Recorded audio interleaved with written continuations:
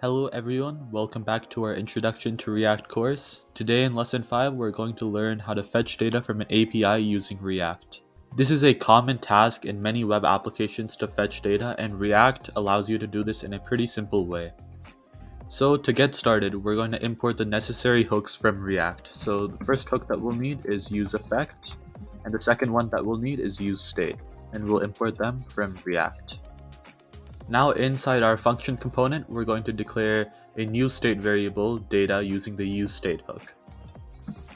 So we can simply do setData and then set it to null because there is currently no data being stored. And now we'll need to use our useEffect hook, which we can simply do like so. And so to use our useEffect hook, we need to input fetch and then a URL. So for testing purposes, we have a URL that will fetch a few sample blog titles.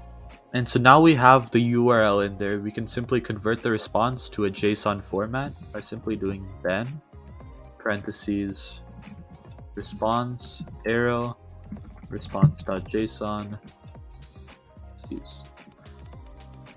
Then we can update our data state with the received JSON data. So we can do this by doing another .then data, our JSON data.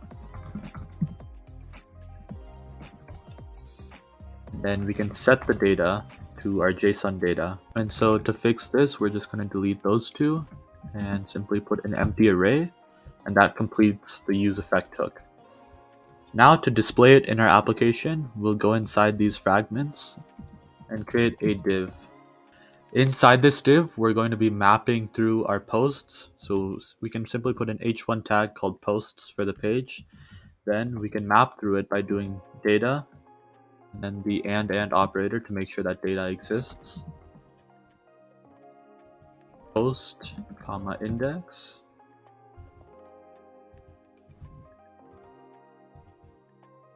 And then we can simply display another div. And inside this div will be the post title. And to fix this, we have one too many parentheses. So now if we run this code, it should work as expected. So let's go ahead and run npm start. And as you can see here, it displays all the posts. And to see which number each post is, we can simply use our index variable right here. And we can display it like so. So this will show 0, 1, and so on. And it's as easy as that. That's how you fetch data from an API in a React application. There's many ways to fetch data in React, including Axios and some other packages that you can use other than a useEffect hook. But useEffect is one of the most beginner-friendly ways to learn how to fetch data from an API. So in the next lesson, we'll be working on a final project that incorporates everything we've learned so far in this React course.